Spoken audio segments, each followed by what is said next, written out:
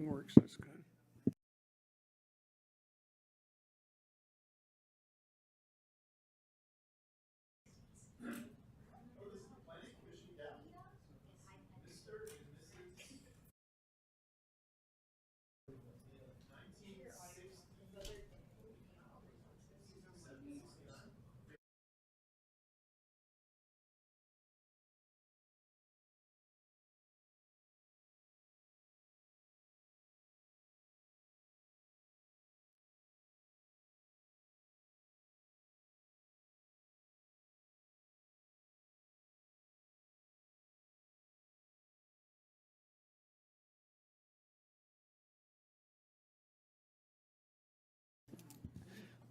Josh, are we good on the AV?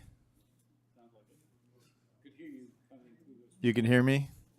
Oh, thank you, sir. Josh reminded us to all use our microphones, and if we can't hear you, then no one else on the Zoom or elsewhere can hear you. So please remember to do so. Are we ready to go? Is it 6 o'clock? And we have everybody here. All right. I will open the April 3rd, is it April 3rd? Yeah, 2025 meeting of the Los Altos Planning Commission. Taylor, could you please establish a quorum? Yes.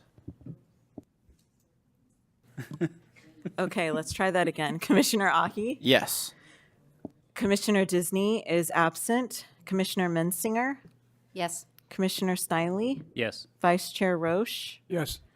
Chair Beninado? Yes. We have a quorum. Thank you. So we're going to start with public comments for items not on the agenda.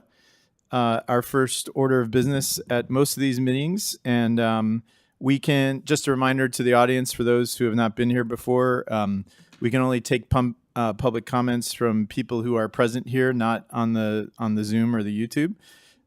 Anyone who wishes to speak should wait until their item comes up if it's on the agenda. And we'd ask that you fill out a speaker card, which these people are doing here. And just remember, we're not allowed to respond to any questions. We are here to take input, and we can't act on any things that you bring up for items not on the agenda. So with that, are there any cards for items not on the agenda? I don't have any, but I don't know if these Okay. people have. Are you all cards speaking for on the items agenda, on or everybody? off the ag- Okay. So we will close public comments for items not on the agenda, and we're going to move on. And what I'd like to ask everybody is, we can hear you. This is designed so that we can hear everything you say. So if you could please refrain from commenting during the proceeds, that would be great. We're going to move on to the consent calendar. We have two items tonight, the minutes for the last two meetings, February 6th and February 27th. Are there any questions from any of the commissioners about the two sets of minutes? Seeing none, are there any public comments on the consent calendar, Taylor? No. Okay, maybe someone would like to make a motion? Do we need two separate motions or just one motion? They were together. Do we need just one motion? Okay. Okay, so move that we approve the minutes as indicated in the consent calendar. Oh, can you hear everybody okay? Yeah. Oh, okay, great. So motion from Commissioner Mensinger. Is there a second? Second. Second by Vice Chair Roche. Could you please call the roll? Commissioner Ahi? Yes. Commissioner Mensinger? Yes.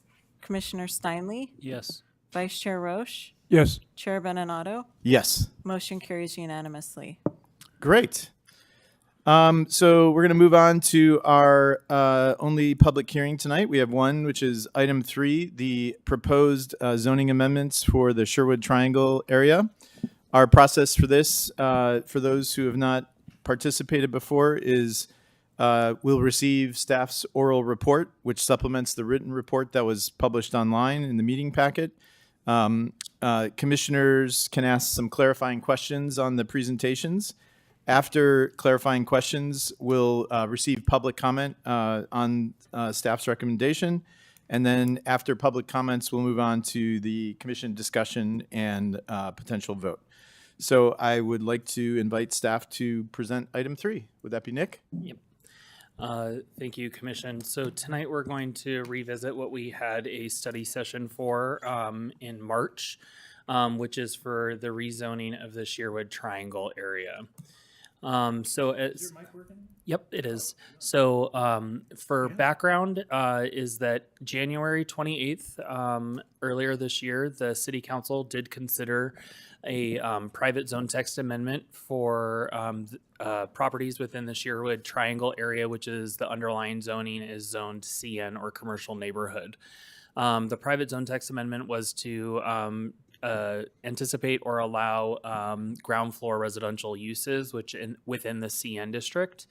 The council was not supportive of making that specific change, as that would have supplemental effects to other areas of the city. Essentially, there's CN districts throughout the city where CT only exists along El Camino Real. So the council discussed and deliberated that this item should go to the Planning Commission for consideration, which is what brought us to February 27th Planning Commission meeting where we considered the rezoning initiative.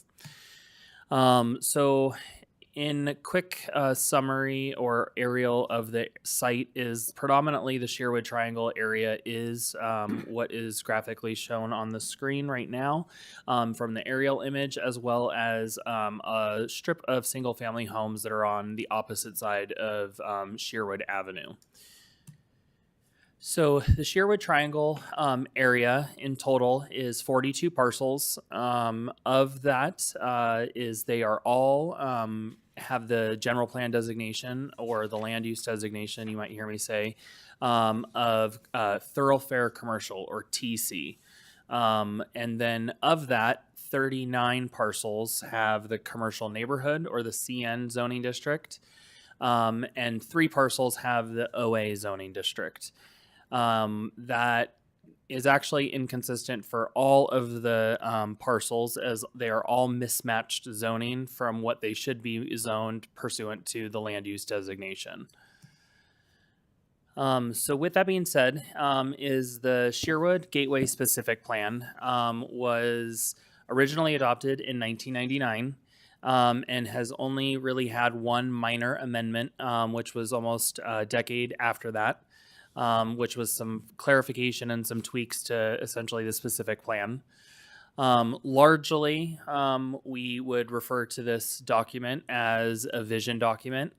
And really that is largely in part because it is an unenforceable document in land use, because it is written in subjective language with subjective criteria.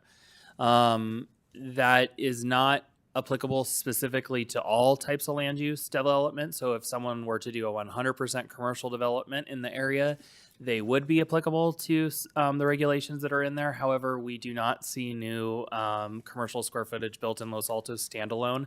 Everything is either multifamily housing or mixed use development. So it qualifies for protections under the state housing laws, which does matter as a part of why it would be largely unenforceable. Specifically, what is actually even included in the specific plan is, in order for the specific plan area to develop consistent with the goals and objectives of the plan, the envisioned improvements will need to be funded. So I point that out is that there has never been a funding mechanism created or any specific general fund revenues of any kind for the Sherwood area to actually be able to be implemented as a specific plan. So it's largely just lived on the shelf ever since it was adopted. With that being said, is actually in the last 50 years, only 2 parcels have actually substantively redeveloped in the Sherwood area. There have been minor improvements to existing buildings. However, by and large, it's been essentially no development in the specific plan area. So just to kind of cover about the general plan versus the zoning designation. The existing designation, as I mentioned, for the land use is thoroughfare commercial, with then the underlying zoning, which is commercial, neighborhood, and office administrative, or OA. So one of the main requirements in the government code, which is 65860A, is that zoning ordinances must be consistent with the general plan. The general plan, as I've always mentioned to the commission and also council, is that the general plan is a governing document for all land uses within the city.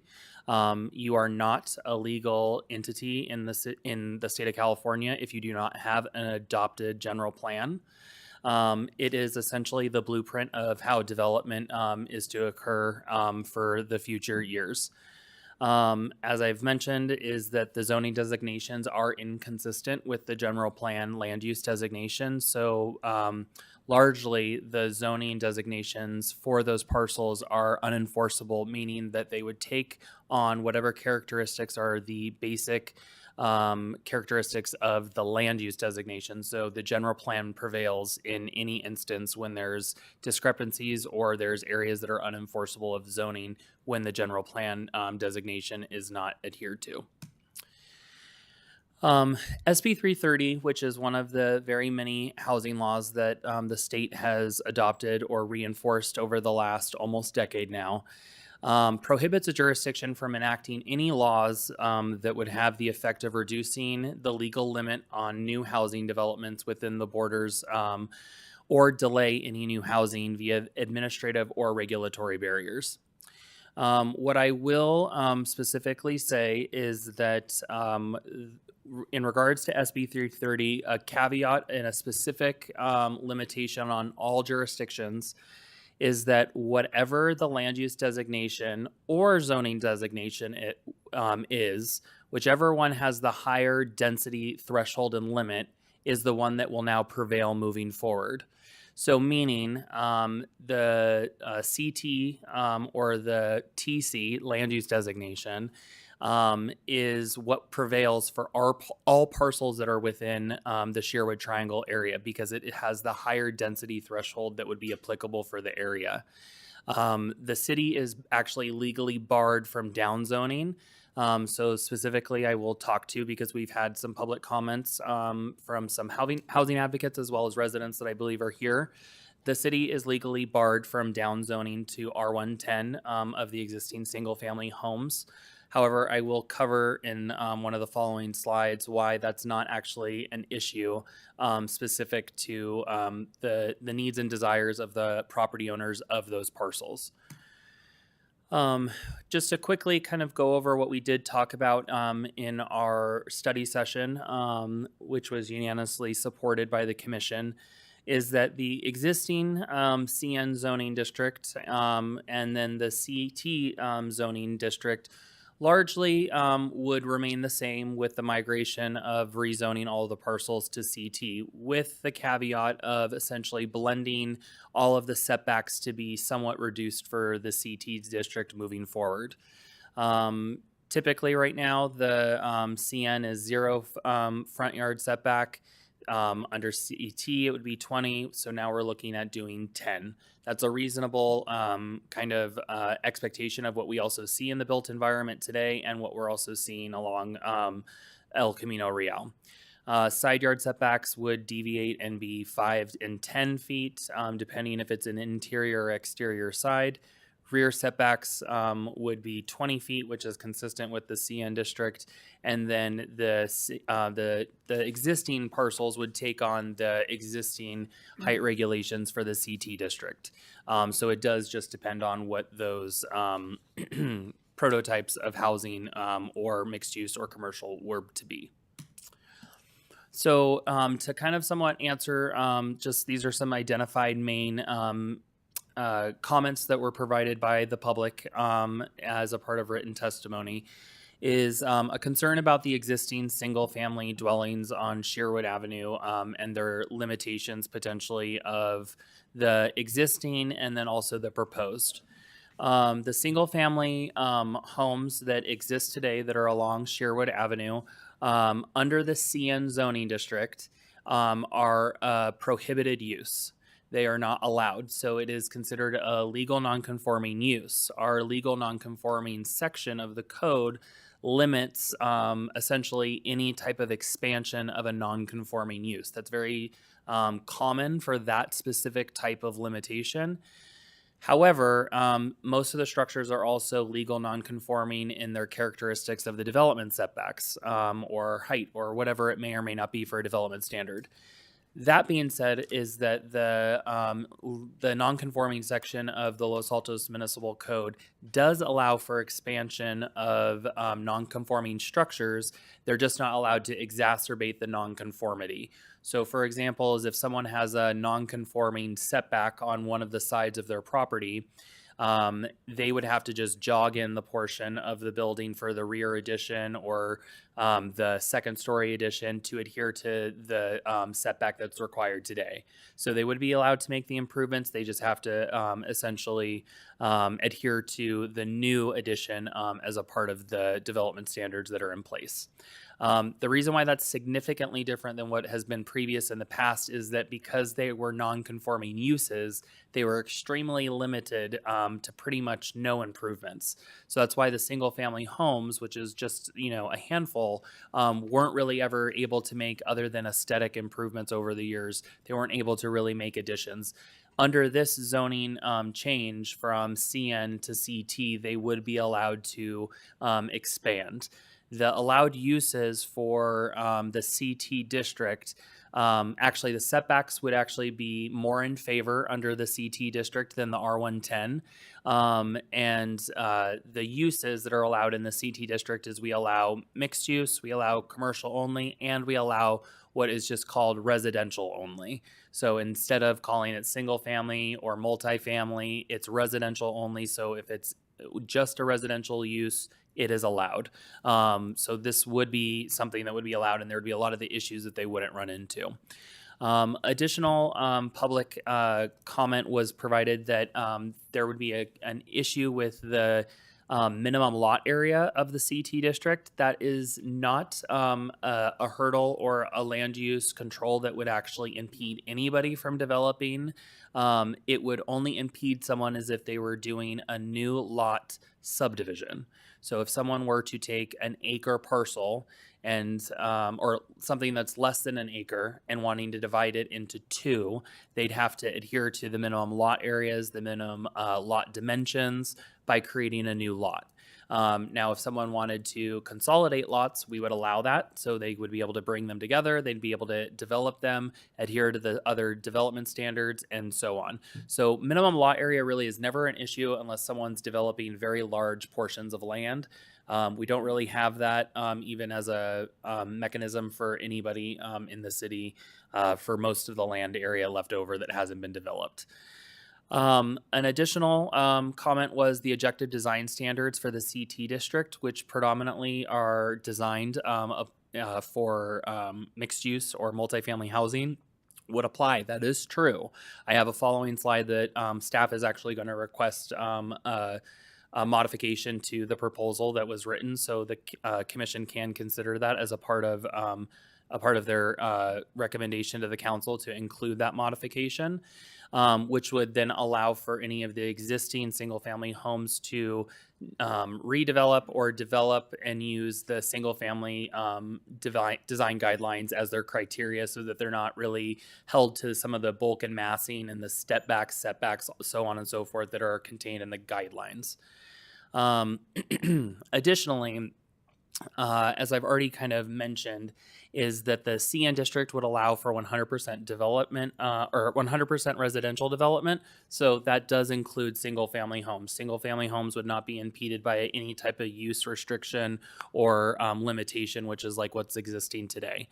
Additionally, the public comment that was received in writing from one of our folks was essentially requesting that the commission consider just redoing essentially the Sherwood area and creating a new zoning district. That's not advisable. The council did not direct the commission to look into that. That was something that they did consider.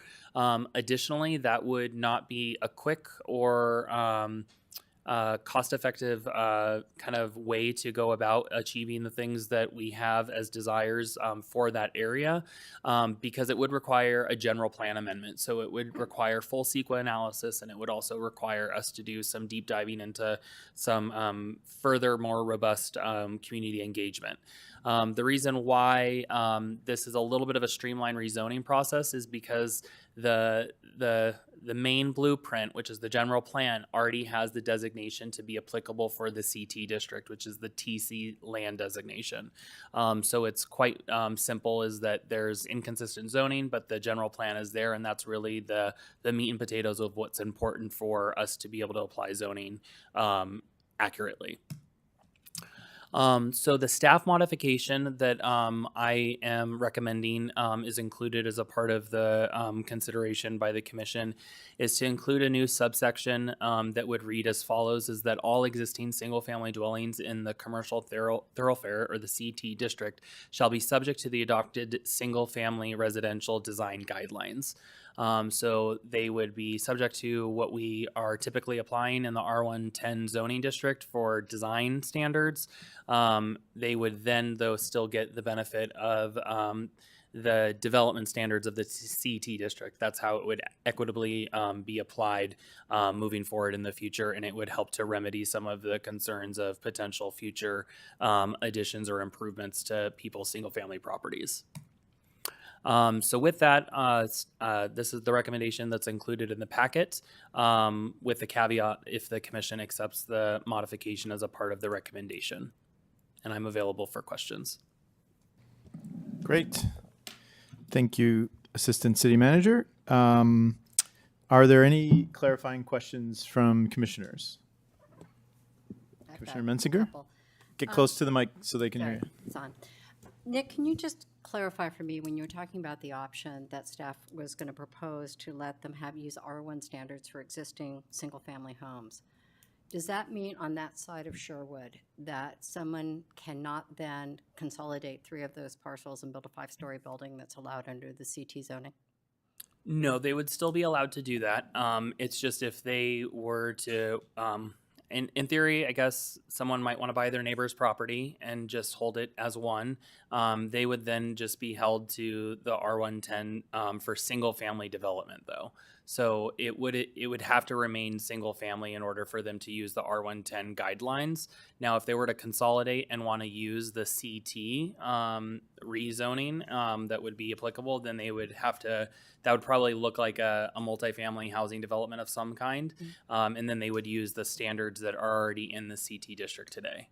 And just to make sure I understood you correctly, when you were talking about we're prohibited from changing the zoning if it's going to be more restrictive under state law now, we could not carve out the east side of Sherwood Avenue from the Sherwood Triangle that we're considering tonight? Because I am concerned about the residences on that side of the street.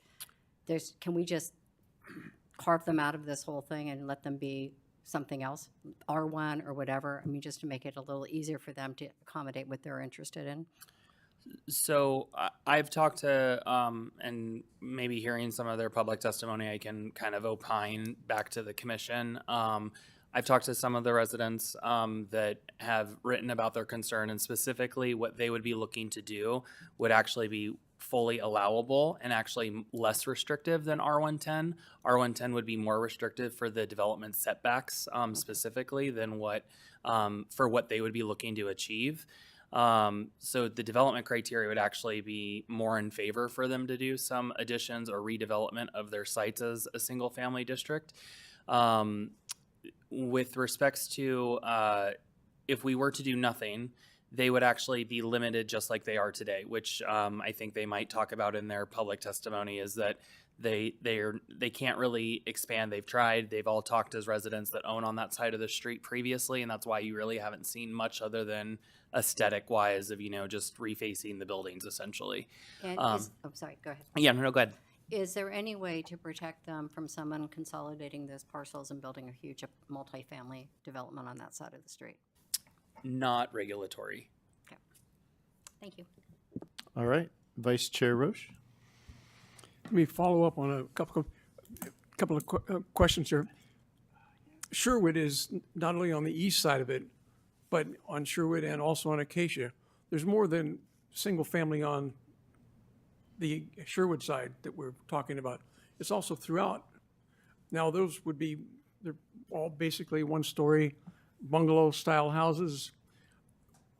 They would apply the same as those on the east side of Sherwood? Isn't that whole area that are single-family that are being used for other things? Wouldn't they all apply to have the same characteristics for development? So R110? Yes, so they would, but the city is in receipt of a development application for on the opposite side, which would eliminate 2 of the single family homes. Okay. So other than what's on the side, the east side of the street, there's really only going to, I think, be 1 or 2 single families left fronting Acacia or Sherwood. Okay. Let me follow up. You said if residence only also includes residential development. So in RN or in CT and CN, it both talks about residential development. So that includes single family. Yes. Okay. These are considered currently legal nonconforming. Is there terminal use? Do they go out of existence? They have to be no longer used as single family at some point? No, so I mean, the structure, as long as it never changes to, establishing it as a commercial use, then it retains its legal non-conforming use status. So as long as it kind of never turns over Okay.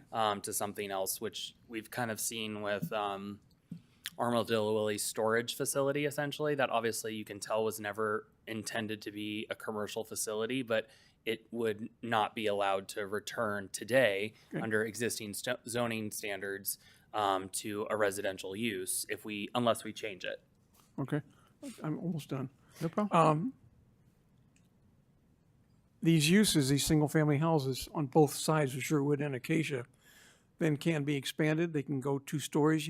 Could you also, because of the zoning, take your single-family, convert it, make it into a triplex, make it into a fourplex, 2 stories? Any of them in that Sherwood, call it triangle area, Yes. has the same capability of being expanded and developed? Yes. Okay. Thank you. All right, Commissioner Ahi. I'm okay, actually. Oh, okay. Yeah. I have no questions for Nick. Okay. I have just a couple, just so I understand, and I appreciate. I know both Stephanie and Nick have been talking to residents about various things, and we really appreciate that. We want to make sure we do the right thing for everybody. So if I owned one of the parcels on the east side or even the west side, and it was a single family home today, and I wanted to tear down and rebuild, what are the restrictions on that as a single family home? Could it be 4 stories, technically? It could. Yes. Okay. And if I tear down, am I now subject to the new setbacks for the CT? So, for example, if I was legal nonconforming at 5-foot setback or 0-foot setback, tore it down, now I have the new proposed 10-foot setback on the sides, correct? Yes. So if you cleared the non-conforming, you now have to conform. So this is what we generally would see is people will maintain the exterior perimeter walls that are non-conforming in order to not lose that non-conforming portion. So if the right side of my lot was 5 feet, I could keep a couple of walls and then do whatever I want elsewhere. Yep. Okay, so that all makes sense. And then you said something about the single family, the current R110 was more restrictive than the CT. Mhm. So was that on setbacks, or how was it more restrictive than the proposed CT?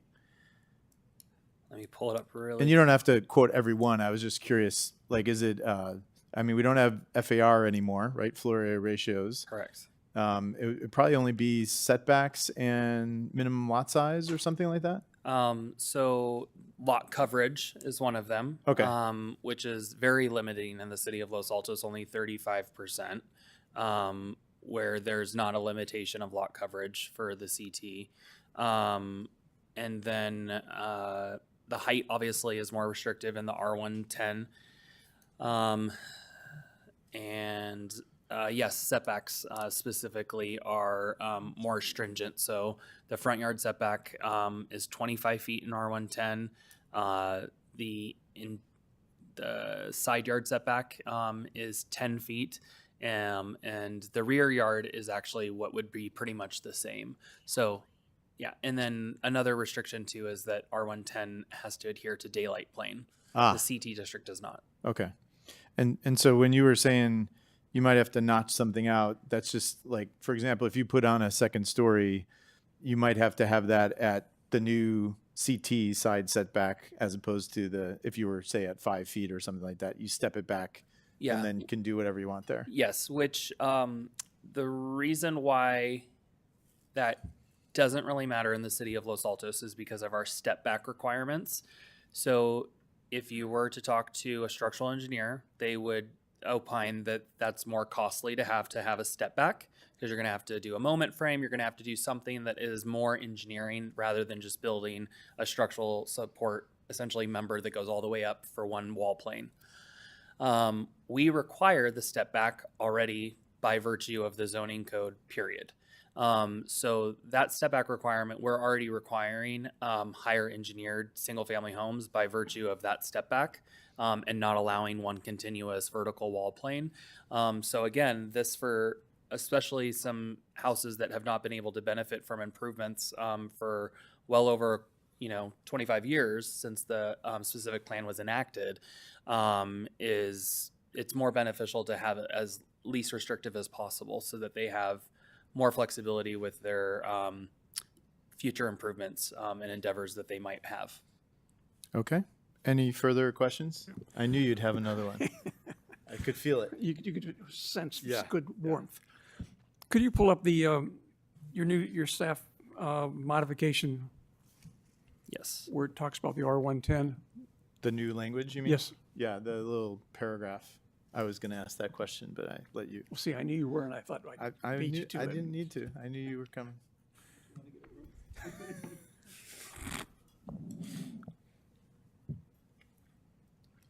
That one? Yes, I'm just reading it. So that would apply to every single-family home in the Sherwood Triangle, no matter what street it's on, not just on the east side of Sherwood, but across the street on Acacia. Yeah, that's correct. And so just to make sure that we're clear is so design guidelines are different than development standards. That's more so for the folks in the audience, but the development standards would be what is in the CT district. However, design guidelines, or what we call in the municipal code in the CT district, or the design controls, would be subject to the single family district. So there's the bulk and massing requirements that are much different for multifamily and commercial development than what is the single family stuff. So they'd be able to have the more inherent of the single family district guidelines that are beyond what is in the standards for setbacks and height requirements. So they get the benefit of CT while also getting essentially the benefit of the single family guidelines. Excellent. Thank you very much. And Nick, so this would also apply elsewhere in CT if there were other single-family residences legally non-conforming in other parts of the city, correct? That is correct. There's only one other single-family home which has been approved for demolition. So that Not an issue. So it is only the Sherwood area that has single-family. And if any residents for a CT development in Sherwood Triangle, would that approval, if they wanted to build a new place, would that approval come before the zoning administrator or would it come before the planning commission? So any development that's 5 units or less goes to the zoning administrator. AKA Nick. Yes. Okay. And anything that's like a bigger multifamily, more than 5 units would come before planning? Yes. Okay. Thank you. Are we good on questions? Clarifying questions, everybody? Okay, we will move on to public comments on this item. And I want y'all to know, like, we're trying really hard to gather the feedback and try and make this work as well as possible. So if there are comments, which I believe there are, if we didn't address anything in some of the things, we've all seen the emails that have come in, and we're usually pretty good about digesting those and talking with staff in advance and making changes as appropriate. So if there's anything we missed, love to hear about it, or anything else. So how many cards do we have? 3. 3 cards? Okay, we'll do 3 minutes each, please. Okay, Carolina Perez.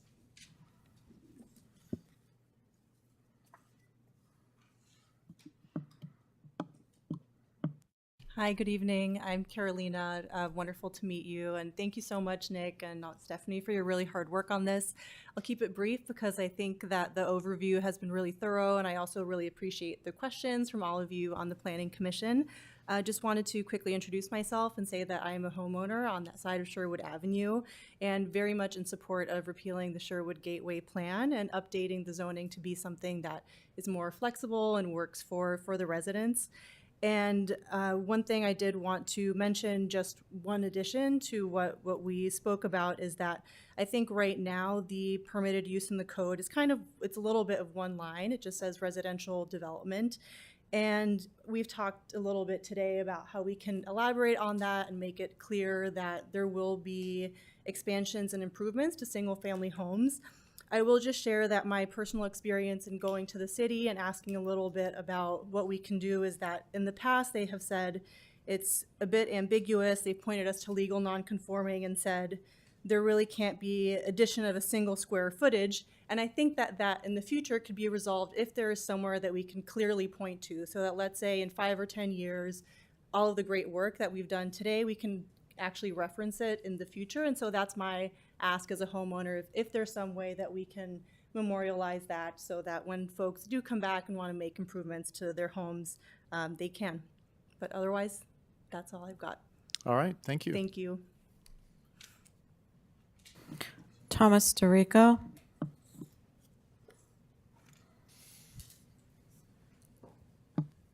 Hi, thank you. I'm also a resident on Sherwood. Actually, Carolina's my wife. Appreciate everyone taking their time, the commission, everyone being here. Nick, Stephanie, thank you for all the research you've done. I'm currently a third generation LaSalletan. My grandparents moved here in 1956. I lived on Benvenue till they passed in 2016. I've actually spent most of my life growing up in Oakland, Berkeley area, but I spent a lot of summers down here. I really enjoyed the area. Moved back down when we had the opportunity to move into the Sherwood Triangle. One of the things that we've wanted to do is that we wanted to build a family, wanted to be able to have kids and expand on the property, and we saw a little 2-bedroom, 2-bath place and figured can always add on to it. And we quickly found out about the Sherwood Gateway Plan and the restrictions on the ability for homeowners to be able to expand there. We actually talked to the previous owner, the previous owner that spent about 10 years trying to get permits to be able to expand the house, was unsuccessful, had to actually move himself to a rental property in the city once he had kids. Then he needed to start renting that property out, decided it just wasn't worth it, sold it, and then had to go do as such. And I think as folks have probably seen if they've actually walked or driven through the area there, a lot of the homes are just very tiny. I think the average square footage is about just a little over 750 square feet. And, there's a lot of people crammed into, really tiny space. If you have 2 kids, it's very difficult to deal with that. And all the owners really want to improve the properties, make the neighborhood look nicer, make everything, more up to the typical LaSalletan standard. So I guess if anything, our goal is really just to be able to, improve our home and improve our living situation. Thank you. Thank you. Next speaker. Udom.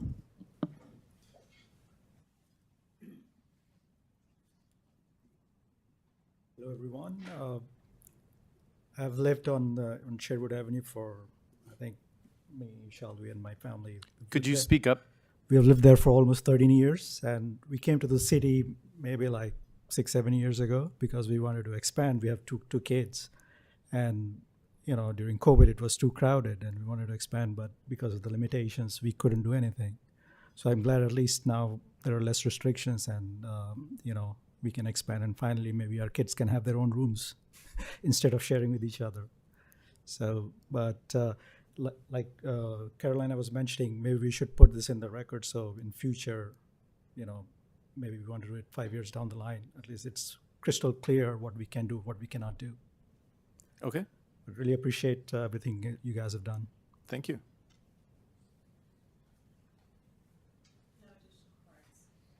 All right, great.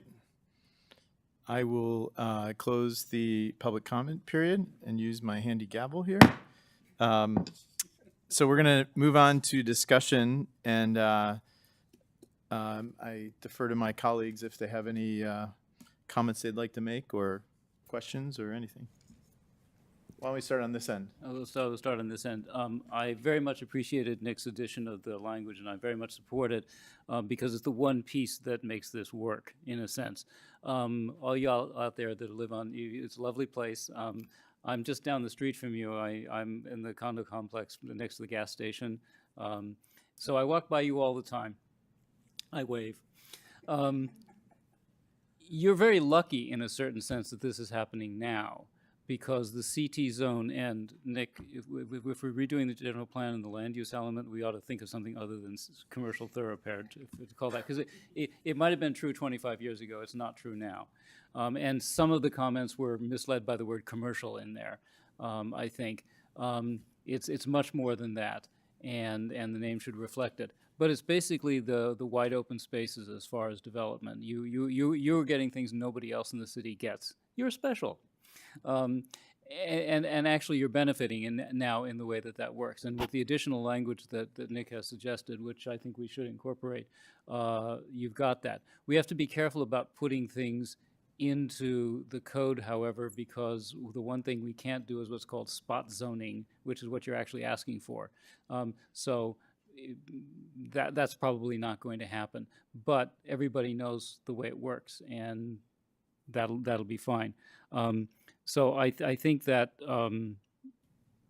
this is an elegant, simple, straightforward change that will help you, help us, and I'm fully in favor of it. And adding the additional provision that Nick has suggested, I think that's the necessary piece. So, and I appreciate that. Great, thank you. Okay. Maris, do you have anything? No, I think I'm overall very supportive of this. I just was wondering, I guess this is a question for Nick, is the statement that you wanted to add, is that based on what the public said or one of the commenters said, is that enough to kind of grasp if someone wants to do addition or remodels with that line? I'm wondering if there could be a confusion in the future. But if you think it works, then I'll go by what you say. So I do think it operatively works. I do understand how there's, and I will, none of us worked here during that time, so sorry guys.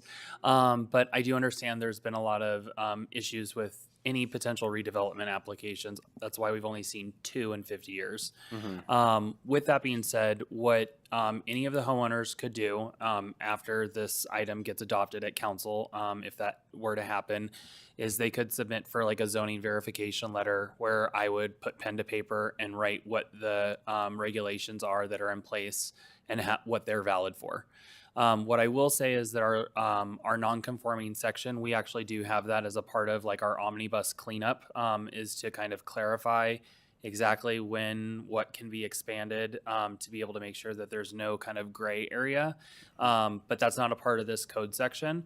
So operatively, what I would offer to anybody, if this does get passed, is that we will write an administrative policy that's an internal, essentially guidance for staff, which we have for numerous different portions of the code, to make sure that there's not essentially inequity when it's being applied, that will clearly outline to staff how this is to consistently get applied moving forward, specific to the single family homes. It's obviously a very small portion of CT, Yeah. but it is important to make sure that they're able to move forward in the future guidance. So I don't think anything in short for the CT district needs to be done. However, I've actually already been looking into the non-conforming section because it does need to be revitalized. Got it. Okay. Yeah, I think that's good enough. Yeah. And this omnibus cleanup you mentioned, that's coming at some point. Yes. Okay. You guys will see it within the next 2 to 3 months. Okay.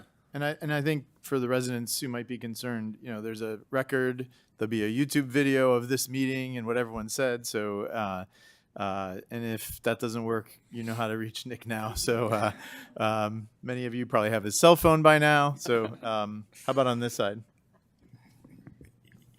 Yeah, my comments, Eric brought them up and Nick's covered them pretty well. I'm kind of guy like say, okay, can you put it down in black and white right now so I have it, because I see where your folks are coming from, but you've heard him and you know where he's at. But I think what you've got to do, it's a beautiful little area and the upside is awesome. I mean, you've got a little village there now, a truly village, and with shopping, and you go to Chef Chu's for dinner or wherever, it can be really nice. And you've got on the east side, you've got some of your homes that have really been fixed up very nice. A couple more need a little help, but I'm totally in favor of it. Thank you. All right. Susan? Yeah, I'm going to echo what the other commissioners have said. I think it's a great opportunity for you, but I do want to make sure you are protected with what we talked about today. So I have a couple clarifying questions. So Nick, what you were talking about writing, is that like a private letter to the residents, or is it something that goes into the city files such that it exists for anyone who might subsequently live there? So both. So a private resident can request, well, not even just a resident, a parcel owner or interested party that's interested in buying a parcel of land in the city can get a zoning verification letter that would outline exactly what the rules are in regards to how to move forward with something. And so that's something that can be done by anybody. The administrative policy is something that is subject to the public records request. So if I put pen to paper for an internal document such as that, it is accessible to the public. It's not incorporated into our code, but all jurisdictions have the interpretation manual is what we usually call it. But it's something that we have essentially on hand. So it can be, something that they ask for, that once we have it on file for us as a city, or we can work on something if they privately request a zone verification letter. Okay, so you're committed to do those two things. If they want to submit for the zoning verification, because that is site specific, Yes. I have to write that up individually. But the policy is if it gets adopted at council, I Yes. will do that, because I also don't want to have this conversation with 5 planners about how I want it applied moving forward. So it's as beneficial for you as it is for me. Okay, great, thank you, that's it for me. Great.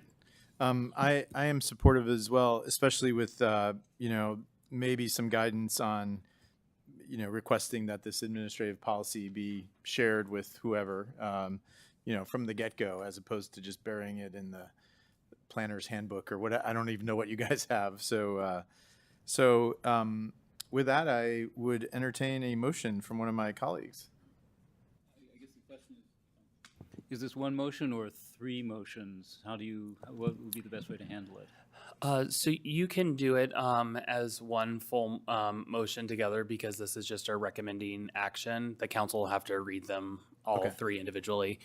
Just make sure you include the staff requested modification, please. Okay. Would you like to Then tackle it? I will move that we recommend to the council that they consider the 3 suggestions, which is the amendments to Chapter 14.50 and 14.88 of the municipal code, and that they make the specific plan go away. Adding the language that Nick has recommended to that as written. Friendly amendment with guidance to staff to do the administrative policy, and can we publish that, or what would we do with that? We don't publish the interpretation manual, but it is on file, so it's Okay. yeah. And residents could request that after. Yep. Okay. Friendly amendment? I accept the friendly amendment, and also point out that this will be exempt from CEQA, as stated in the staff report. I'll second. Okay. Commissioner, Oh, I'm sorry. We have a motion from Commissioner Steinle with a second by Vice Chair Roche. Could we please call the roll? Commissioner Ahi, Yes. Commissioner Mensinger, Yes. Commissioner Steinle, Yes. Vice Chair Roche, Yes. Chair Benenato. Yes. Motion carries unanimously. Excellent. Thank you all for your input. You're welcome to stay for the next part or depart if you have other things to do. We will move on to our special presentation. It's extra special. Item 4, which is presentation. You might recall that Commissioner Disney had requested some clarification on state housing laws, and Nick and staff. Whoops. What is that? Oh, and staff has prepared a presentation for us. We'll probably want to discuss it a little bit, so we'll do public comment and discussion if there are things we want to talk about, but I'll turn it over to staff.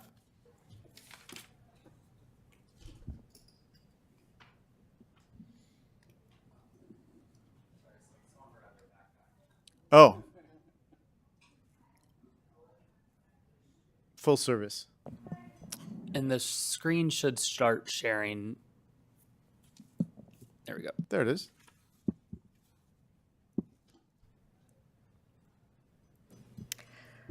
Okay, so yes, as you said, this is going to be a pretty high level overview of state housing laws. It's not going to be all inclusive of all of them. There's been a whole lot, particularly in the past 5 years. So it's going to be kind of just provide a lot of context, especially for some of the state housing laws that pertain to what we deal with on a regular basis here in Los Altos.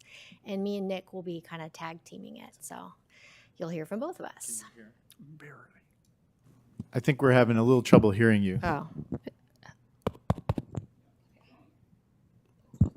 Is that better? That's better. Thank Okay. you.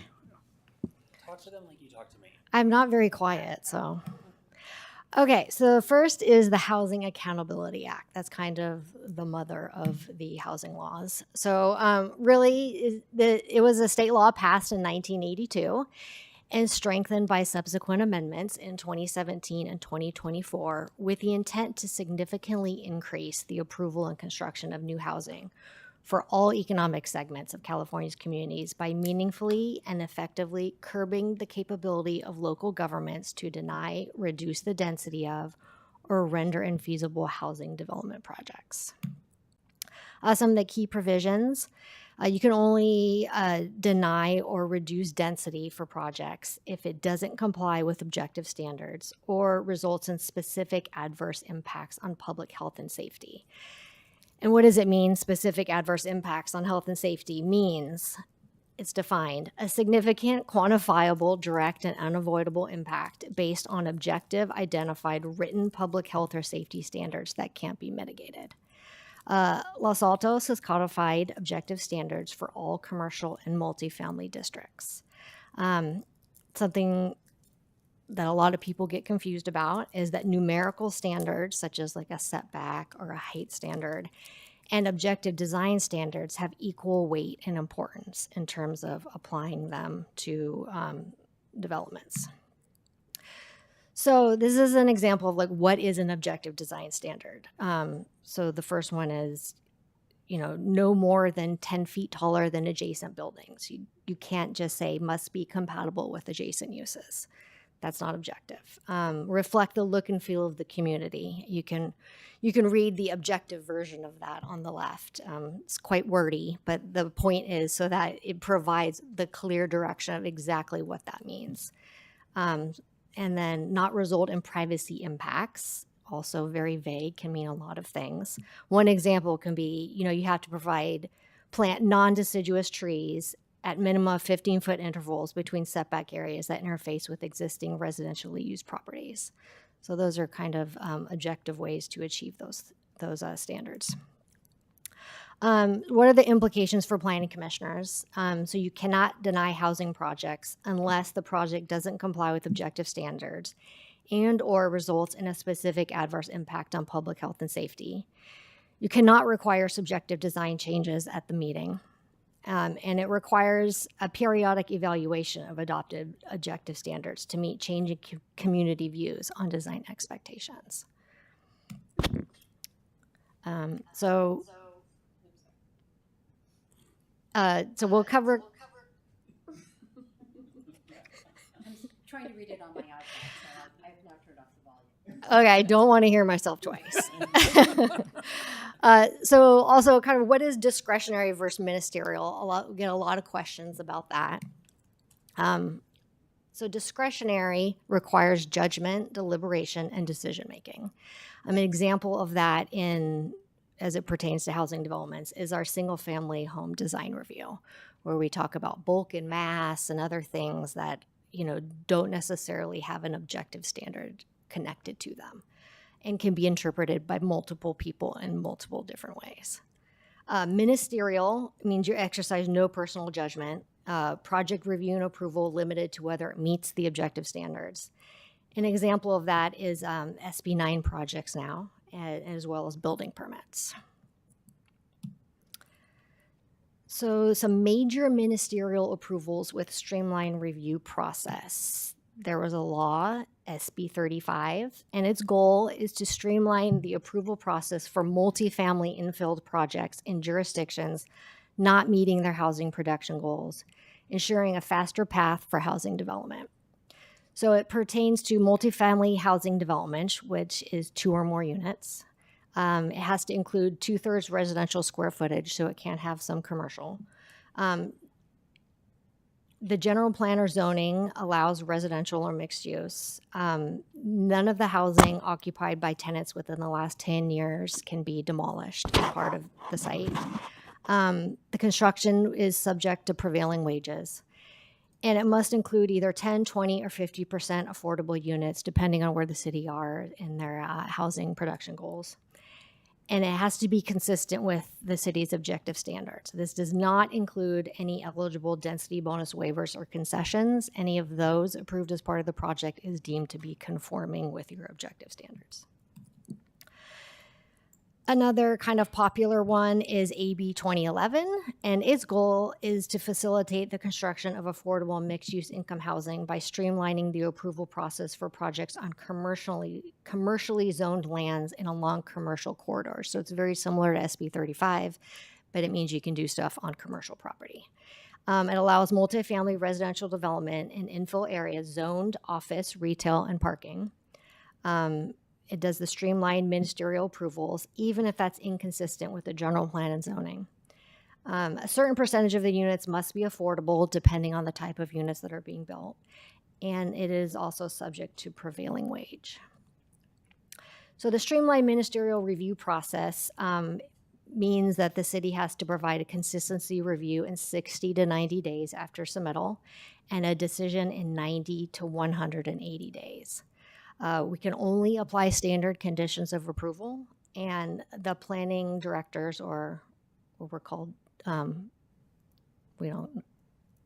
called the planning director, but the decision is determinative, which means it cannot go to planning commission or city council for review and decisions, and it's exempt from CEQA. So what are the implications for planning commissioners? It means that planning commission may never review certain major housing projects. It would be approved wholly at staff level. And local agencies may be required to accept and approve plans that conform with state law, but not necessarily community expectations. And then now Nick's gonna take it from here. All right, so we're going to talk about, you obviously heard me even tonight talk about SB 330, and I've talked about it pretty frequently the last 3 years. But just at a high level overview it is another one of the multi-prong approach to address the state's housing shortage. There's the Housing Crisis Act. There's also the Housing Accountability Act. So again, multi-prong approach. A lot of them repeat certain things. And what I fundamentally have told a lot of different people is the legislature has been very creative. You don't just do one law, you do a host of them, and you can't take down the empire without taking down every legislative action that's been done. So they've woven all of these housing laws into all areas of the government code. So you can't undo one without trying to actually peel it back like the RBG method. It's the one at a time. You can't do it all at once. And so that's really kind of how it's been crafted year after year. And I do think it's been intensively. So I'm going to kind of somewhat opine on it professionally, especially since I came to California, just as a little bit of a background, at the end of 2016, where I'd previously worked elsewhere. And come January 1 of 17 was essentially what we all have come to know the last 8 years is California housing laws. That's when ADUs went into effect, and that was one of the biggest game changers that actually started to affect or help the housing market in California for actually creating more units. And it was, essentially the state's first big meaningful step of essentially taking on local control at the state level. So with that being said, is SB 330 was signed into law in 2019. It did go into effect in 2020. So it's been the last solid 5 years. With that being said, it's important to also acknowledge is if you were to look at SB 330, it looks like it expired. It did not expire. In 2021, SB 8, 9, and 10 were all a big package that year in 21. And SB 8 was one of the ones that was very specific that was essentially why they were all grouped together is because that was the extension of the Housing Crisis Act. So it is now in effect until 2030 at minimum, unless the legislature decides to extend it again. I think it's highly likely that they will, but that's just one of the various things that I want to make sure we point out is that we still reference SB 330 because SB 8 is only the extension of time. It didn't really change much to the actual act, but it is still applicable and enforceable for the next 5 years. Really, the fundamentals of what SB 330 does to us and all jurisdictions is it streamlines the permit process. So there's also, you'll hear us talk about it's vested under SB 330 because they submitted a pre-application. So someone could today submit a pre-application and they are vested under whatever development standards are in place at the time. And that is a way to be able to ensure that they are able to take on those zoning characteristics. What it also does, though, is it also freezes the permit fees. So if someone submits today with an SB 330, they are vested into the fee schedule that's in effect at the time. And that can carry on until they actually pull the permit, as long as they're obviously making sure they keep the permit alive. And so with that, SB 330 also does fundamentally reduce our local discretion. And so it really makes it very challenging for a jurisdiction to disapprove of a project and not have repercussions from the state or legal challenge privately, where really it has to be on the merits of a health and safety concern. So if it's not H&S related from the code, you really can't make the findings anymore. It's pretty significant. With that, we're going to move to the next slide. So what it also does fundamentally is it limits the application review times. It also limits the public hearing number. I'm going to point out, though, is that the state law limits us to 5. However, Los Altos, as a part of our housing element, committed to 3. So we actually are even more streamlined as a guarantee to a developer. So, and one of the things that is very important is it's been requested previously is, oh, well, what about a pre-application? If someone requested, or if the community wanted a essentially preview with the planning commission or the city council, that counts. So you can't even do stuff like that. And also, continuing an item has also been found to be that counts as one. So when you recontinue or pick back up where you left off, that does have implications against your number of hearings. So it is something that I will say some of the coastal cities that I used to work immediately adjacent to, they used to do that where you would be in meetings for not just a couple of months, a couple of years, and that was fast.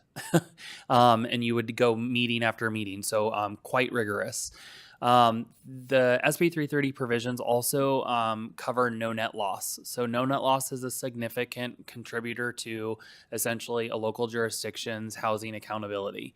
So what I was referencing actually as a part of we are barred from rezoning the single family homes to a lower zoning district is that those parcels, no matter how small they are, do account for a higher density threshold than what would be allowed in R110.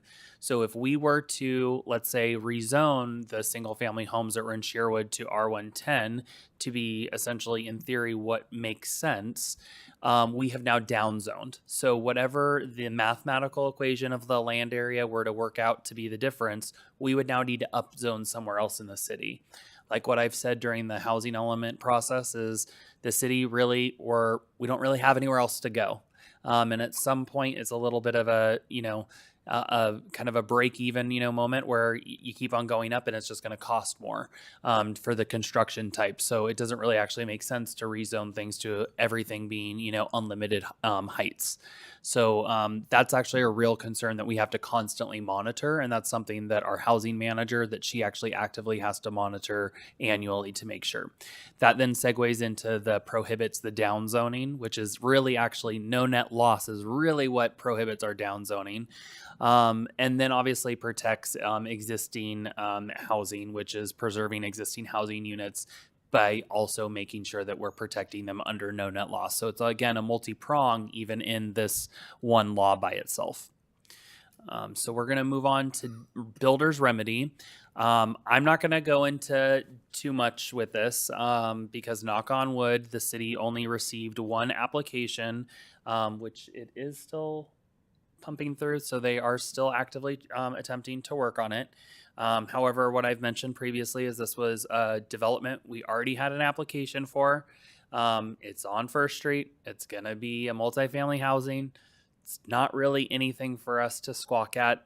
It was already going to happen. They're just going to go for another floor or two. This is inevitable of that they wanted the streamlined ministerial process that's afforded to them as a part of builder's remedy.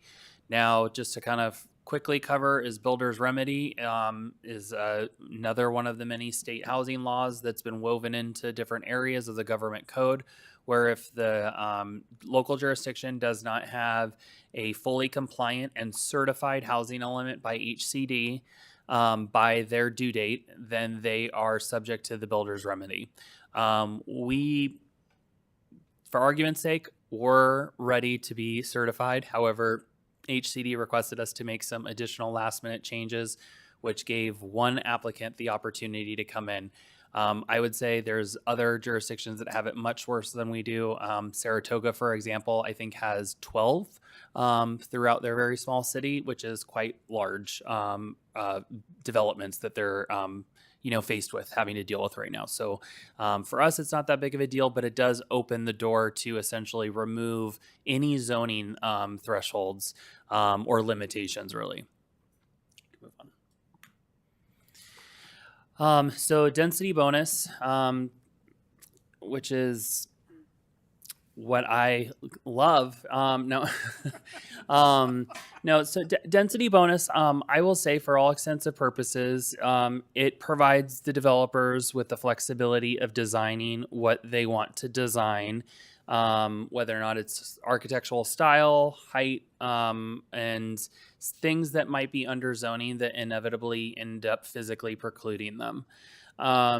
I will say I have actually seen some density bonus projects result in better design because they haven't had to adhere to the very cookie cutter guidelines of certain jurisdictions. So it does just depend on the developer that's kind of moving forward. Again, it is one of the various government codes that has been woven in.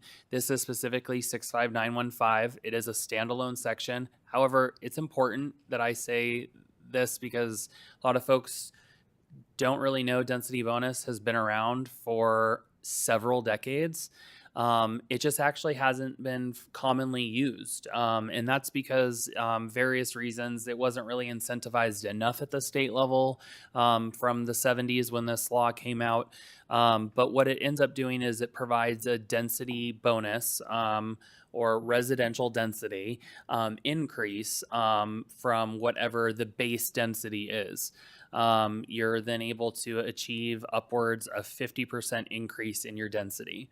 It is important to note is that increase went from 35% to 50% in 2020. So that has now been operative for a solid 5 years, essentially. And that is in exchange for guaranteed affordable units. So jurisdictions that don't have inclusionary housing protocols or regulations, this is kind of one way for them to guarantee affordable housing that it gets built as a part of their multifamily development, where we have both essentially that work for or against, however you want to look at it. The applicability of density bonus is it's applicable to 5 or more units.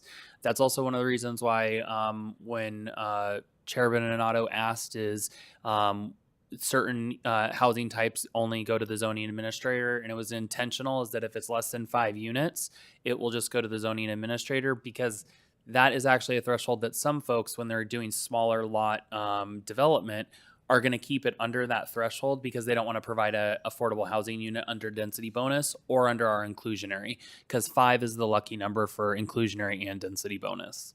We can move forward. Did I go? Oh. I'm not on this PowerPoint. This is mine. I'm like, it didn't advance. So density bonus law does offer 3 categories of benefits, though. And this is something that I know the commission has somewhat struggled with, is where their authority starts and where it stops, and kind of where it's lingering a little bit for certain things.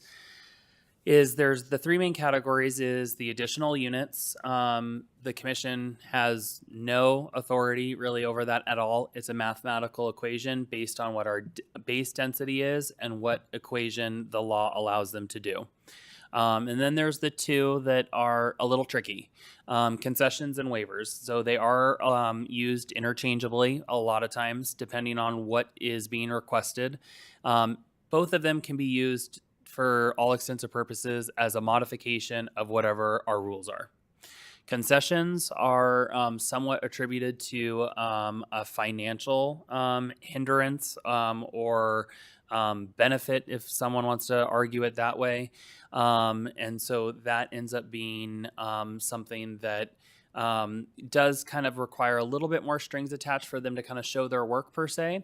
But waivers are the kind of a little bit more of almost an administrative variance for all extensive purposes. It's a physical preclusion from developing at the density that they are wanting to develop at. So as I said, the commission has no jurisdiction over the density that they are requesting. They are afforded it by law. So with that is that if there's a physical preclusion that would be limiting them to not being able to develop at their requested density, that is something that limits the commission's control. So with that being said, is that again, we have to, look at them interchangeably because it really does depend on what they're requesting it for. I'll give the quick example is that we generally will see someone requesting a concession for essentially adding a story and 10 feet worth of height to be able to have an additional essentially story, because that's going to be obviously a very big financial kind of capability for them to be able to have a project actually get off the ground. And a waiver would be is if we have an upper story step back that essentially says, actually very similar to what, and one of the reasons why the, what's the El Camino specific plan called in Mountain View? Yeah, the El Camino Precise Plan in Mountain View is a complete fail. There are, it's like a 50% essentially step back of upper stories in order to be able to continue to keep on going up, up, up and getting density. It was Mountain View's way, an attempt of trying to essentially create local density bonus in exchange, though, for community benefits, which come at a multi-million-dollar price tag usually. It doesn't work. And it doesn't work because there's these benefits under density bonus. And so the physical preclusion in that example would be that the upper story step backs requires you to pull essentially half the building in at the upper levels and starts to whittle away at, you're either getting micro units, which is not something that we can require, or you're getting less units. Again, something we cannot require. So the waivers really can be interchangeably used depending on how they're required. Additionally, I've also seen waivers used prior to the law changing for parking standards. So the parking standards have also continued to be reduced under density bonus, where at some point we used to require a very high density project to have a very big amount of parking. Well, that's a physical preclusion because it ends up essentially eating away at some of their areas of where they're able to essentially fit some of the parking. It also could even be, in that example, be used as a concession. So that's where I'm saying is, we as the staff, in support of what the council and the commission and what is ultimately our code supports, is we're essentially having a negotiation from the start of a project in order to see how we can play planning Tetris with our code, with the desires of the developer, and then what the law allows. So local agency discretion is, at the end of the day, the city has the burden of proof. That did substantively change in the last 5 to 8 years, slowly in this government code section, is that it eroded away at that we were able to pass on a little bit of the burden by saying, oh, you're allowed to provide a study, or you have to provide us a study. And then it became, okay, well, you have to provide a specific study. We had to be able to ascertain exactly what it was that we were wanting up front. And then it became, no, it's the city's job and due diligence for us to be able to essentially create the modeling that would essentially disprove a developer's application. It's generally very difficult to do, and not something that I would ever say we're just going to do. There are instances where it does work when you're able to essentially test the theory and kind of question, is this actually really for housing, or is this just for your bottom line? And so at the end of the day, we also have very few ability to deny any type of waiver or concession, which we can go to the next slide. One, on the previous slide, what it talks about is the base of what has always been, which is H&S, Health and Safety Code. You cannot deny something because unless it meets those criteria. Again, very hard to do. Now, under what I have mentioned, and you've seen it now in 2 staff reports recently, is the Banker Hill 150 versus the city of San Diego. The Banker Hill 150 case is very much a hallmark case for density bonus.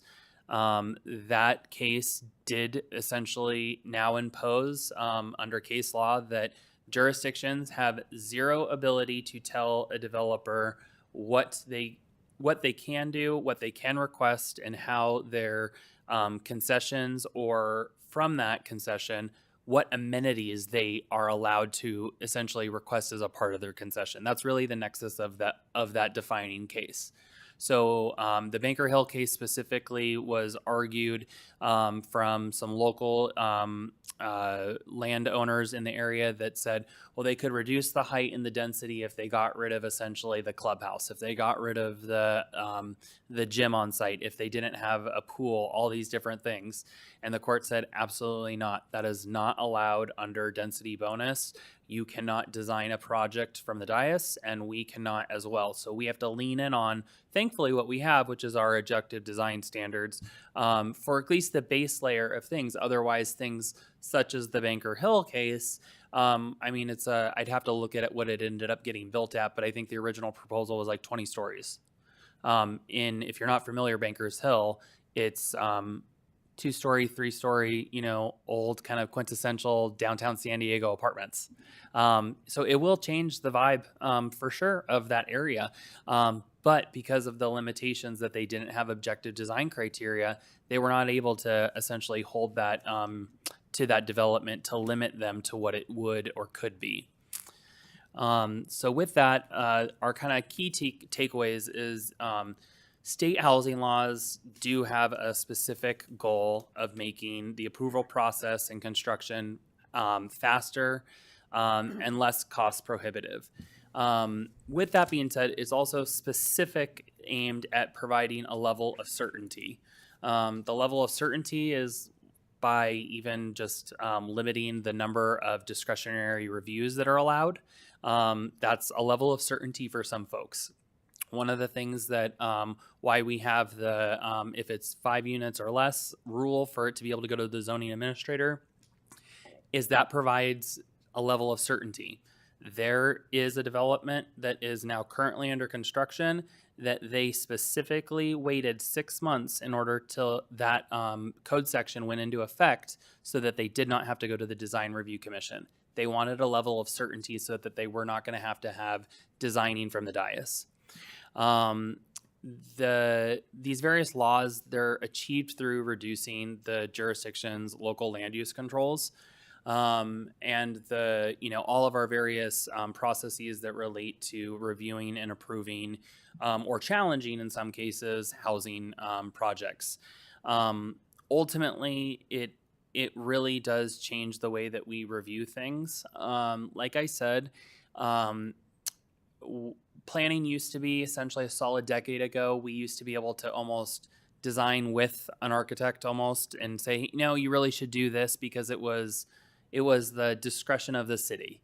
And it's really not that anymore, especially when it comes to housing development. What it is it's a negotiation about, okay, well, yeah, we get it that's what your interpretation is, and that's fine. But if you want it, then we need you to kind of change your density bonus letter so you can justify it on paper for us to be able to explain the narrative. So it's an iterative process, but it is definitely in favor of a developer and not a jurisdiction any longer. So those are kind of the main key takeaways for tonight's presentation for the housing laws. There, again, like Stephanie mentioned, there are more. There are more that are swirling around this year in the legislature, but we are happy to answer some questions to the specific ones that we touched on tonight. Great. So I think what I'd like to do is see if there's any public comment, and then if not, we'll just go right to discussion if that's okay. So do you have any cards? No. Okay, great. So why don't we move right into discussion or questions, or we're just going to merge it all together on this topic. And I want to thank staff for pulling this together.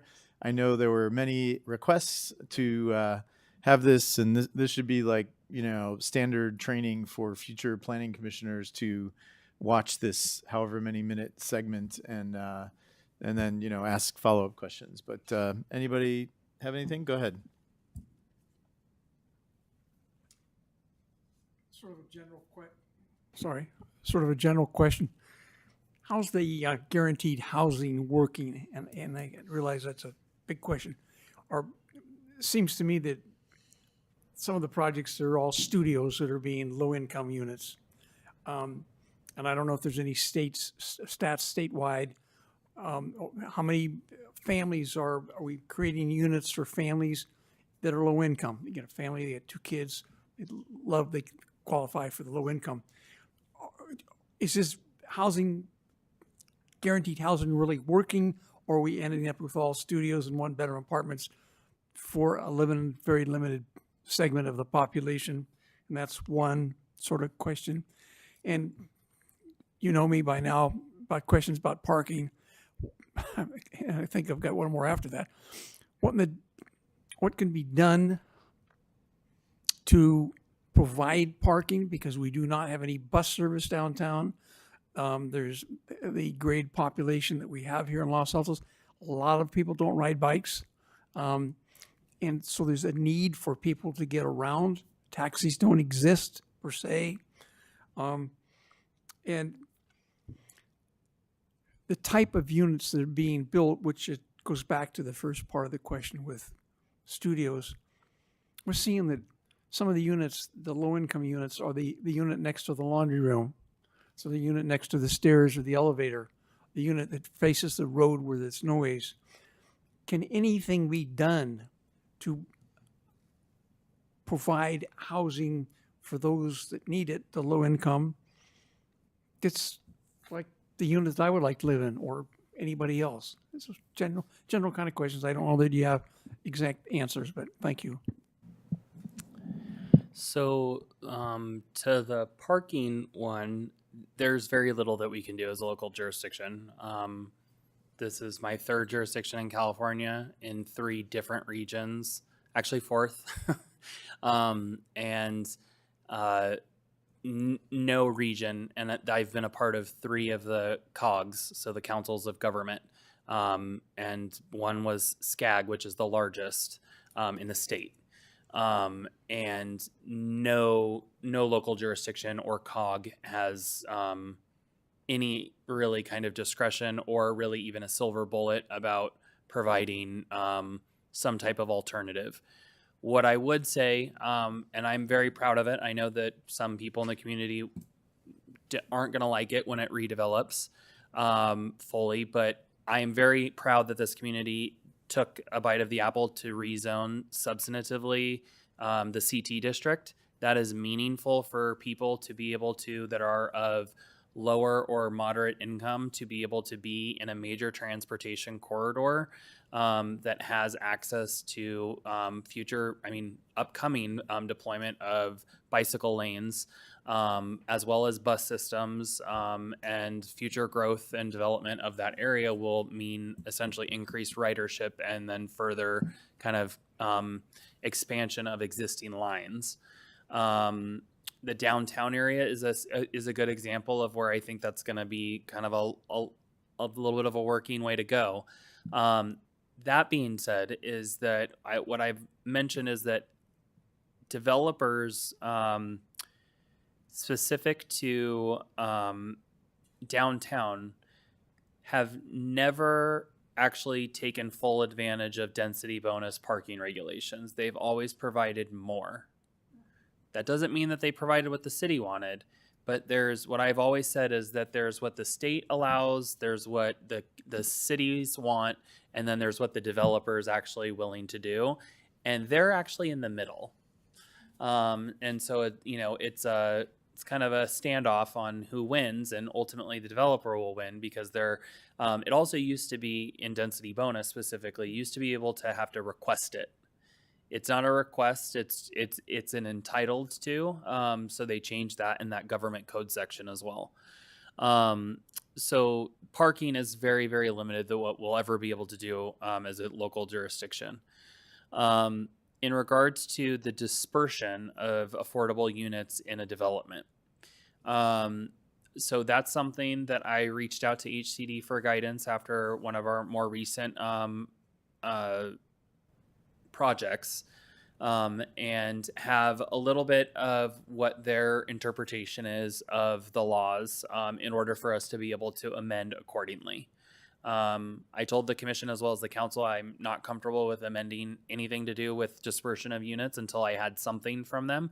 I don't have it in writing, but I have 3 meetings that I held with them in order to be able to understand what they're willing to accept or essentially not challenge us on.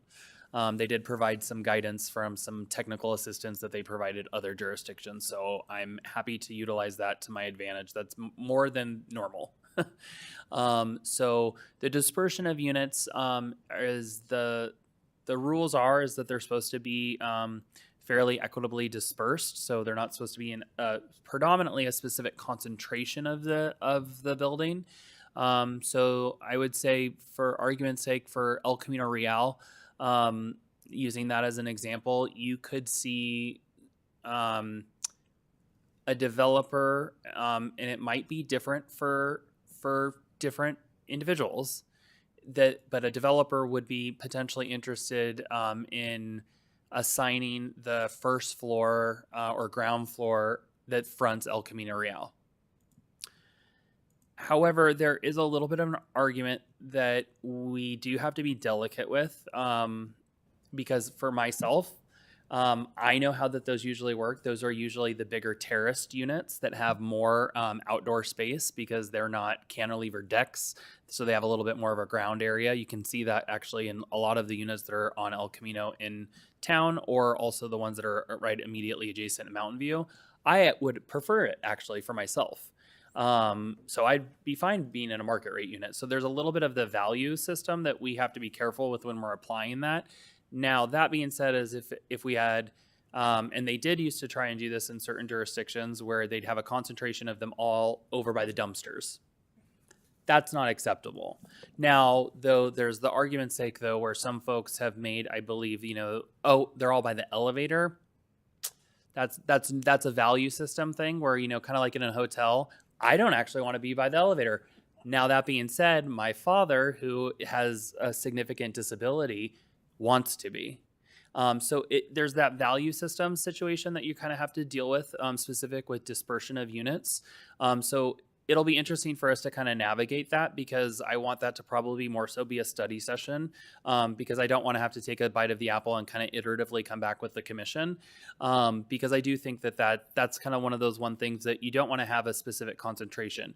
Now, what I will say is that our code, as it relates already, is we do have an equivalent unit size requirement, which does speak to like the bedroom counts.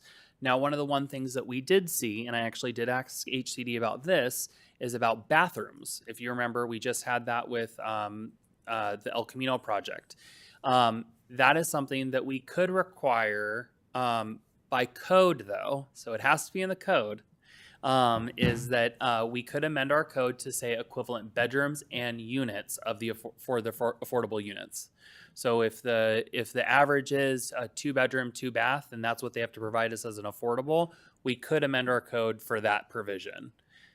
We will never, though, get to the point, because HCD does have heartburn for this, is we will not be able to ever say, oh, that's a 1,200 square foot unit, you have to provide another 1,200 square foot unit. If they provide 1,000 square feet, that's as good as done. That's an equivalent size for HCD in regards to how they view equivalence.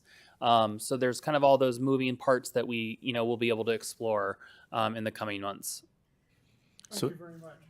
So that, Nick, for that one, you were saying we could require, if there's a majority of 2-bedroom, 2-bath, the affordable unit can't be 2-bedroom, 1-bath, but it could potentially be 1,000 square feet instead of 1,200. Is that what you were saying?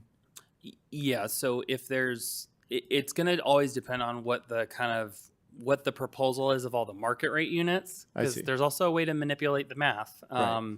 where you provide enough of this one market rate, well, you're able to then, provide the equivalent of the moderate or the lower income units. So it's kind of that weird sliding scale. So it's always going to be a case by case. We're never going to be able to perfectly apply it, or write the code to apply perfectly. There's going to be some of those nuances where, you're going to see some wins, you're going to see some kind of, okay, we broke even. And you're looking at changing the code to encapsulate some of these things to try to make the affordable units as equitable as possible, or? Correct. Yes. Okay. Great. I think, Eric, did you have something? I just want to say I do miss parking ratios. Not really. You live on El Camino Real. Get over it. Hey, it was built before they disappeared. We have 2 parking spaces per unit. Wow. Yeah, we have 163 parking spaces, and visitor spaces, which you don't see anymore. and blue spaces. I mean, we're just rich. No, but in a sense, it was fun to argue about parking ratios, particularly since there was no major transit stop anywhere nearby, and it was always theoretical. And you're right, the developers do tend to be more generous than the code would allow. I think partly just because they won't sell the units if they don't have enough parking. And there that's will never be that's enough- important to point out Yeah. too. Most lenders, thanks for actually saying that, Eric, because most lenders, unless you have then their math equation for parking, they won't even execute that. So we also have to be cognizant of that, is that that's why developers won't just do the bare minimum mostly. Yeah, and with respect to the distribution of the units, the council used to negotiate this. If you those who were doing this a few years ago, the council would try to negotiate with the developers, and we'll do this and we'll do that. It was mostly in terms of the bedrooms, Yes. and I think you're right. As I get older, the bathrooms are more important. But and that sometimes worked and sometimes didn't. And it of course, in those days we could have 18 meetings as well, and sometimes there would be meetings about that negotiation. So I would be in favor of putting something, if we can, into the code, so it would be a lot simpler. Because I joined Richard in this. We were very upset, both of us, about the way things were distributed in a particular project, and it will never be perfect, but the idea was that if you had 1, 2, and 3 bedroom units, then you had to have BMRs that were 1, 2, and 3 bedrooms. You couldn't make them all 1-bedroom units or studios, just to satisfy the requirement. And so that is a kind of Los Altos tradition, and I'd like to see that incorporated. I think Richard is right. So but thank you for the overview. It's always fun to talk about the Housing Accountability Act. Yeah, and thanks. And Thanks needing for just to following say- up on HCD on those Yeah. those issues. That's great that you did that. Yeah, Anita Enander used to refer to the Housing Accountability Act as a Christmas tree, and then people would come and hang things on it until eventually the tree was invisible, and all you could see was the ornaments encrusting it. I think that's exactly right. So, All right, Commissioner Mensinger. Do you see any appetite at the state level for changing, for purposes of the housing element, from units to bedrooms or capacity? Because in some ways you're incentivized to make your numbers by doing all studios because you'll get the units, but you're better off having 2 and 3 bedroom units to really meet the needs of the community. It seems like a crazy standard to me. Do you see any movement on that? So, before COVID, I think there was the potential for a jurisdiction to prove the need of essentially more family units. But that was before COVID. And that's because at that time, there were very few jurisdictions that were actually meeting their RENA production in the 5th cycle housing element in Southern California. But there were a few, and those ones were able to actually start applying certain, I don't want to say regulatory boundaries, but regulatory requirements that actually did really kind of drill into some prescriptive requirements. Then COVID hit, and the 6th cycle ended up happening, and that kind of went out with the bathwater. And the state really said, fundamentally, is that across the board, none of us have done really kind of enough, and that they want to see additional units, because there's the concern and the argument is that a lot of the either just 2-person household, so a partnership, or a single individual, that we have a significant homeless population throughout California, and that is also individuals that would benefit from this potentially if there wasn't a housing scarcity kind of issue. So there's kind of that fundamental thing in the background. So I don't think so, at least until after, I would say, we see some data for the 6th cycle and how it's changed. So maybe something during the 7th cycle, but I don't really anticipate with how the housing stock numbers, they've increased, but they haven't really jumped like they should have. And that's because really the 6th cycle is the first cycle that the legislature gave HCD enforcement capabilities to kind of say, okay, well, that's great. We know you're saying you're doing that, but you're not actually doing that. And so, I mean, for all extensive purposes, I think, Los Altos, we've made really meaningful housing production strides already so far in just the first 2 years. But now we're in really weird economic uncertainty when it comes to the development community especially with tariffs. So, I don't know exactly how that's going to shake out at the state in regards to how that applies to our housing production. Because I will also just somewhat say is, there's also now the Southern California has been hit with such a significant loss of 10,000 housing units at minimum. Is the last time I looked, is that how can you hold LA, like Pacific Palisades and Malibu? How can you hold them to even come anywhere near arena allocation? They just have to rebuild. They're now in a deficit. So there's kind of that weird situation that we're kind of dealing with. So I if anything, I think the sixth cycle is just going to roll directly into the seventh because of some of these issues like the tariffs and some of the issues that are going on in Southern California right now.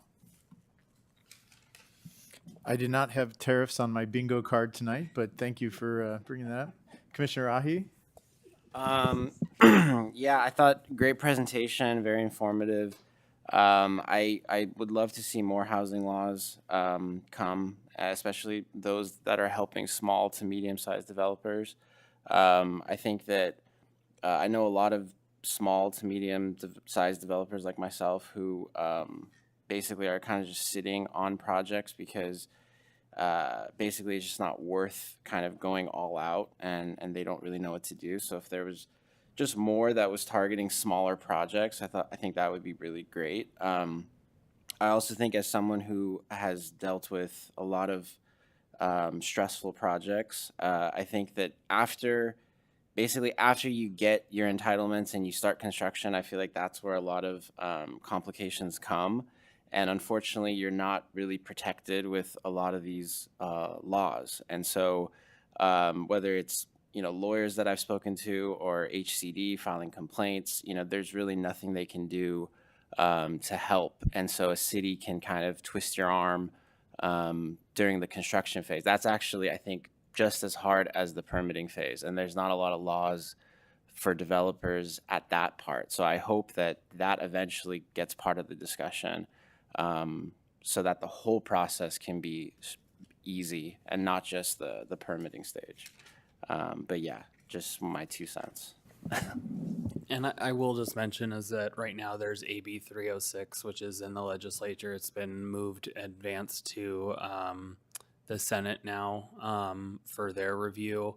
And that would put a pause on local building code amendments for 6 years. So essentially 2 building code cycles would freeze local amendments so that essentially everyone in California is playing by the same rules because unfortunately for whatever policy related benefit that why that has been applied, obviously a lot of people do it for reach code reasons, but from the housing advocates is because it's really hard for the developers to navigate jurisdiction to jurisdiction, and what it's actually going to cost to construct in one city is actually drastically different than another because of those requirements.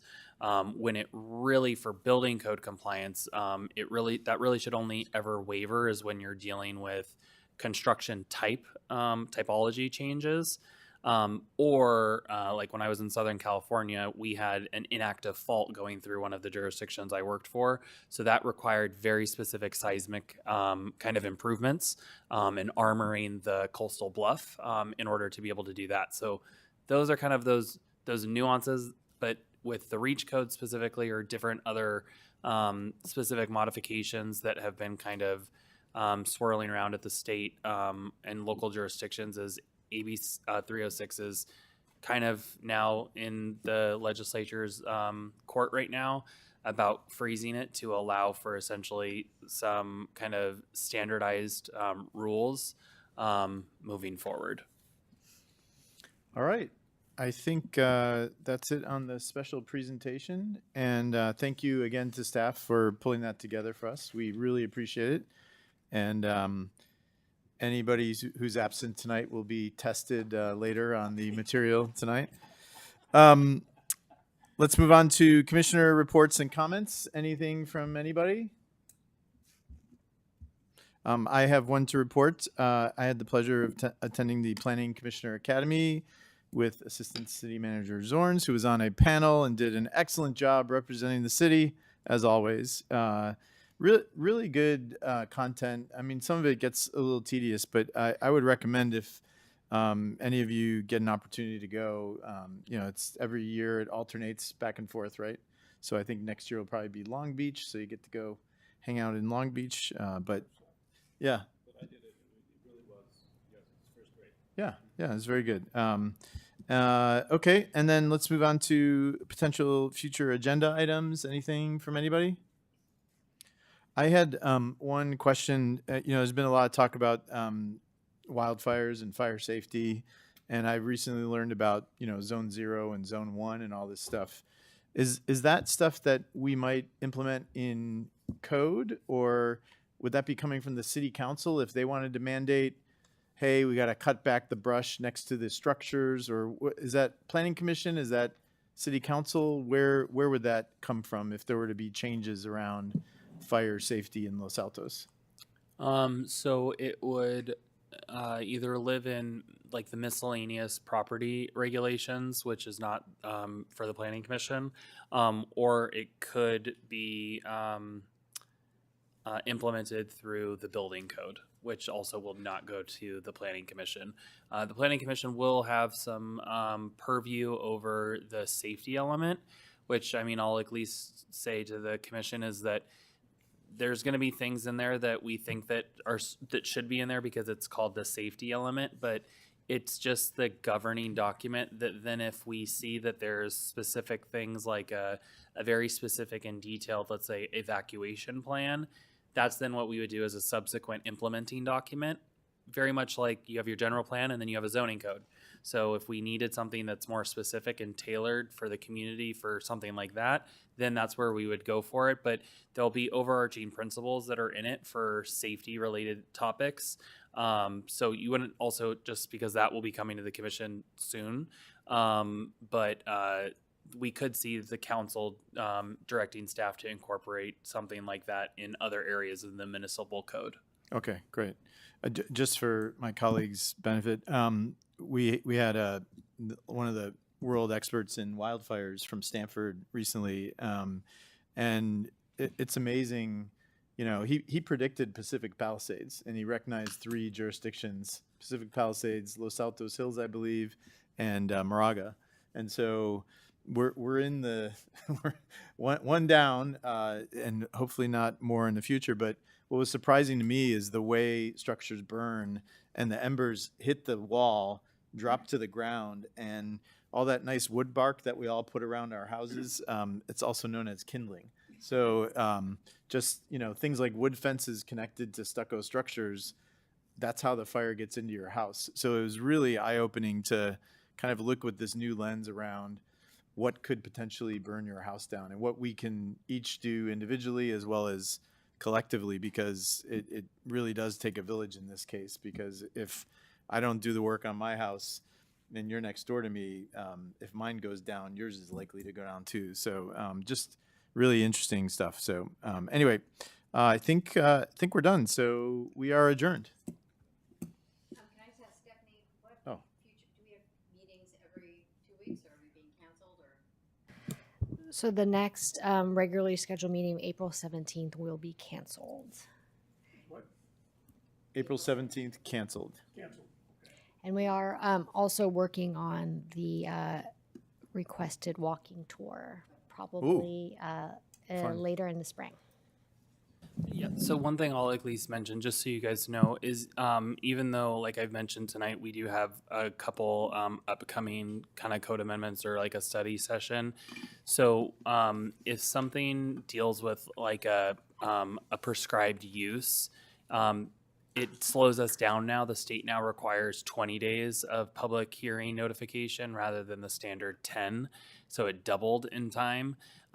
So for us, when there's certain code amendments that come forward, it's going to take me a little bit longer to actually get it, just because it, by virtue, is a minimum almost 3 weeks now. So it, in the way that that falls with the calendars for you guys, is it essentially means once a month at the most, unless we're trying to stagger other ones. So it's just a little bit, adds a little bit of orneriness to the process. All right. So we're really adjourned this time. Thank you, guys.